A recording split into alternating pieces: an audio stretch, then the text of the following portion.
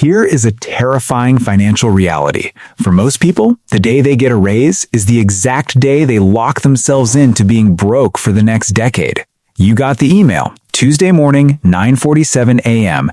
Your manager wants to see you at 2 p.m., and you know what that means. It's review time. You've been here 3 years. You're due. You spend the morning distracted, and there's this specific thing that happens. You immediately do the math in your head. We all do it, calculating. If you get $5,000 more annually, that's $417 monthly after taxes. You could finally upgrade your apartment, get in-unit laundry, maybe a parking spot. You've been looking at places that are $250 more per month. With the raise, you could swing it. 2 p.m. comes, your manager smiles. We're giving you a $5,000 raise. You've earned it. You walk out feeling successful, validated. You text your friends. You call your parents. You immediately open Zillow and start looking at those nicer apartments. And here's what nobody tells you. That $5,000 raise is about to make you financially worse off than you were before you got it. My name's Peter, and if you've ever gotten a raise and somehow ended up with less money 6 months later, hit that subscribe button. Because the math of lifestyle inflation is the clearest example of how earning more can leave you with less. So let's start with what actually happens to that $5,000 raise when you run the real numbers. You're making $58,000. You get bumped to $63,000. That's $5,000 more annually. Sounds significant. That should change things. But here's what that $5,000 actually becomes. Federal taxes on that extra $5,000? What, about $1,100? State taxes, roughly $300? FICA, $382. Total taxes, $1,782. Your $5,000 raise is now $3,218 after tax. That's $268 monthly, not $417 like you calculated. $268. Let that sit for a second. You lost 36% to taxes before you even saw a dollar. But you're thinking, okay, $268 monthly is still meaningful. That's $3,200 annually I didn't have before. I can work with that. So here's what happens next. You move to that nicer apartment, the one with in-unit laundry and the parking spot. It's $250 more monthly than your current place. You've got $268 extra from the raise. You're covered, right? Month 1 in the new place, everything's great. The apartment is nicer. You feel like you're moving up. You're making more, living better. This is what success feels like. Month 2, you realize the utilities are higher. Your old apartment was 650 square feet. This one is 850. Electric bill goes up, gas goes up. That's $55 more monthly in utilities you didn't account for. Your $268 raise minus $250 rent increase minus $55 utilities increase, you're at negative $37 monthly. You're making $5,000 more annually, and you're making $37 monthly worse off than before. Month 3, you're parking in a real spot now. Car insurance drops $12 monthly. Small win. You're only $25 monthly worse off now. Month 4, you realize you've been eating out more. Not consciously, or, well, maybe a little conscious, we all do it.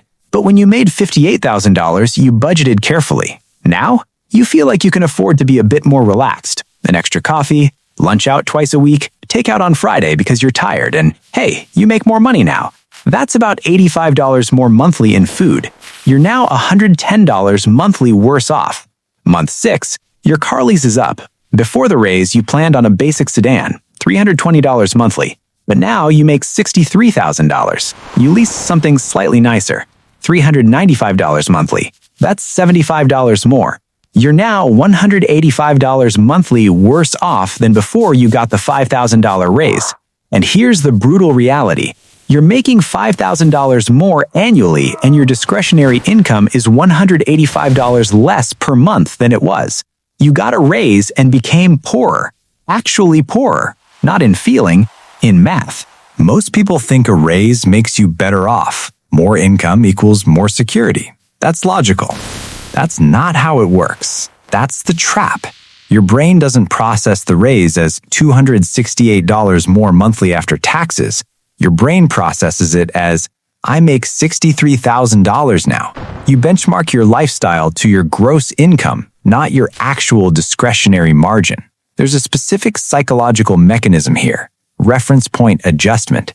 You get the raise. For about 2 weeks, you feel wealthier. Then you upgrade. And at first, the nicer apartment feels like an upgrade. Then you adapt. About 6 weeks in, the nicer apartment becomes normal. The better car is just your car. Your new lifestyle becomes your baseline. And here's where it gets brutal. Once your new lifestyle becomes baseline, any reduction feels like a loss. Moving back to a cheaper apartment doesn't feel like a neutral financial decision. It feels like failure. Your psychology locked in the new spending level. You're sitting in your car in the parking lot of a Trader Joe's. Wednesday evening, 6:30 p.m. It's been 8 months since your raise. You're making $63,000.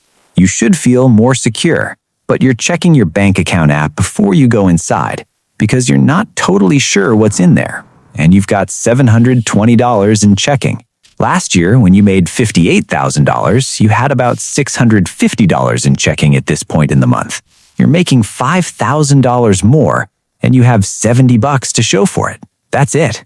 And that tightness in your chest, it's not about being ungrateful. It's the realization that earning more didn't change anything. You're running faster on the exact same treadmill. So let me show you two people. Same raise, different decision. The first person gets the raise and immediately inflates their lifestyle. Over 10 years, they accumulate zero additional savings. Their lifestyle is nicer, but their financial security is exactly the same. The second person gets the raise and locks in their old lifestyle. They keep the same apartment, same car. That $268 monthly goes entirely to investments. 10 years of $268 monthly invested at 7% returns, $46,880 accumulated. Same income, same raise. $46,880 difference in wealth. Here's how people who actually build wealth from raises think about it. They see a raise as a financial decision point, not as permission to upgrade. They make one critical decision immediately.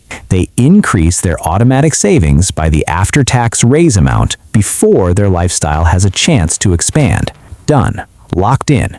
The money is gone before they can spend it. And here's what's interesting. After about 30 days, they don't miss the $268. They never incorporated it into their lifestyle. There's nothing to miss. This doesn't make you wealthy overnight, but what changes is simple. You stop being trapped by lifestyle expenses you upgraded into during moments of income increase. The raise didn't make you poorer. The unconscious lifestyle expansion made you poorer. And nobody tells you that, which is the part that actually stings.